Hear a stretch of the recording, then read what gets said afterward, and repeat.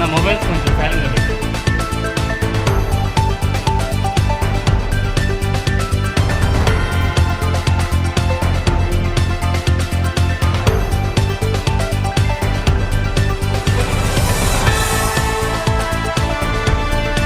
Okay,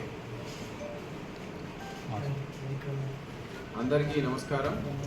ఈరోజు Suryapet town police station లిమిట్స్లో నిన్నటి సాయంత్రం పూట 4:30 గంటల ప్రాంతంలో సూర్యాపేట కేంద్రంలో నల్లచెరు గుట్ట దగ్గర 6 వ్యక్తులు అనుమానాస్పదంగా వాళ్ళ పొజిషన్లో గంజాయి ఉంది అనేటువంటి సమాచారం మనకు రావడంతో CCS CI Shiva and SI Harikrishna ఆయన సిబ్బంది, అదేవిధంగా టౌన్ సిఐ వెంకటయ్య అండ్ వాళ్ళ ఎస్ఐలు ఏడుకొండలు అండ్ మహేంద్రనాథ్, వీళ్ళంతా కూడా ఒక యాక్షన్ ప్లాన్ సిద్ధం చేసుకొని డిఎస్పి సూర్యాపేట గారి ఆధ్వర్యంలో ఆదేశాల ప్రకారం, సూపర్విజన్ ప్రకారం ఈ యొక్క ఏరియాని సెట్ చేసుకోవడానికి నిన్న సాయంత్రం పూట మన పోలీస్ సిబ్బంది వెళ్ళడం జరిగింది. అక్కడ అనుమానంగా ఒక 6 వ్యక్తులు ఒక స్కూటీ దగ్గర కూర్చొని డిస్కస్ చేసుకుంటున్న క్రమంలో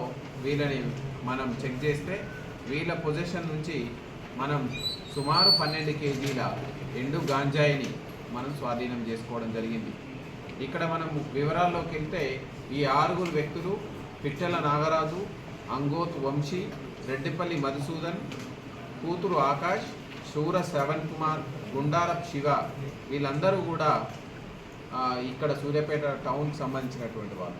వీళ్ళని మనం ఎగ్జామిన్ చేస్తే ఇందులో పిట్టల నాగరాజు, అంగోత్ వంశీ వీళ్ళందరూ కూడా మనకు సూర్యాపేట నుంచి ఖమ్మం బై రోడ్లో వెళ్ళి అక్కడి నుంచి బై ట్రైన్ ద్వారా విశాఖపట్నం చేరుకొని అక్కడి నుంచి అరకు ప్రాంతం ఎక్కడైతే ఈ గాంజాయి మనకు సులభంగా లభిస్తుందో ఆ ఏరియాకు పోయి ఆ ఏరియాలో వీళ్ళకు అక్కడ ఉన్నటువంటి లోకల్ గుర్తు తెలియని వ్యక్తులు ఆల్ ఆఫ్ సడన్గా వచ్చినటువంటి వ్యక్తులని తారసపడి ఒక్కొక్క వ్యక్తి ఒక్కొక్క కిలోని 2000 చొప్పున సుమారు 10 మంది దగ్గర వీళ్ళు ఒక గ్రూప్గా ఏర్పడి 10 మంది ఏం చేస్తున్నారంటే 2000 చొప్పున ఒక కిలో తెచ్చి వీళ్ళందరూ ఫస్టే ఒక కామన్ ఐడియా ప్రకారం, కామన్ కాన్స్పిరసీ ప్రకారం వీళ్ళందరూ ఒక 10 మంది తలా 3000 రూపాయలు వేసుకొని ఈ అంగోతు వంశీకి అదేవిధంగా పిట్టల నాగరాజుకి ఇచ్చి వీళ్ళని పంపించడం జరిగింది. సో దీన్ని మనం పూర్తిగా ఎంక్వైరీ చేస్తే వీళ్ళ వివరాల్లోకి వెళ్తే పిట్టల నాగరాజు ఇతను సూర్యాపేట టౌన్, అంగోత్ వంశీ, ఆది వంశీ, చోర్ వంశీ అలియాస్ నిషాల్ అని డిఫరెంట్ నేమ్స్తో ఉంటుండు, ఇతను కూడా Suryapet town, Vishwanathula Sai Kumar and Dosapati Vamshi alias Lakshminarayana, Saragandla Sivakarthik alias Raju, Angoth Vamshi, Reddypalli Madhusudan, కూతురు ఆకాష్, శూర శ్రవణ్ కుమార్, గుండారప్ శివ, వీళ్ళంతా ఒక గ్రూప్గా అంటే ఈ గాంజాయిని అక్రమంగా వ్యాపారంగా చేయాలనే ఉద్దేశంతో తలా 3000 రూపాయలు వేసుకొని 30,000ని తీసుకొని ఈ పిట్టల నాగరాజుకి అదేవిధంగా అండ్ ఆది వంశీకి, ఇతను చోరు వంశీ అని పేరు, వీళ్ళిద్దరికి ఇవ్వడం జరిగింది.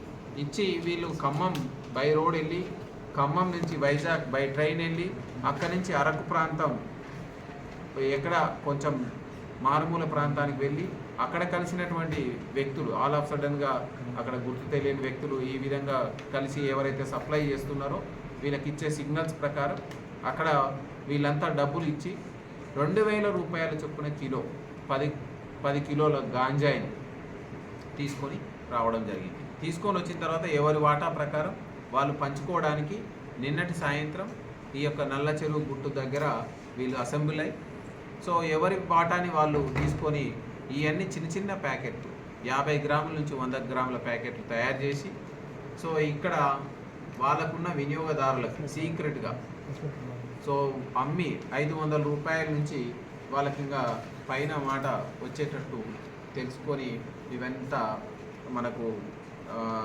వివరాల్లోకి వచ్చినాయి.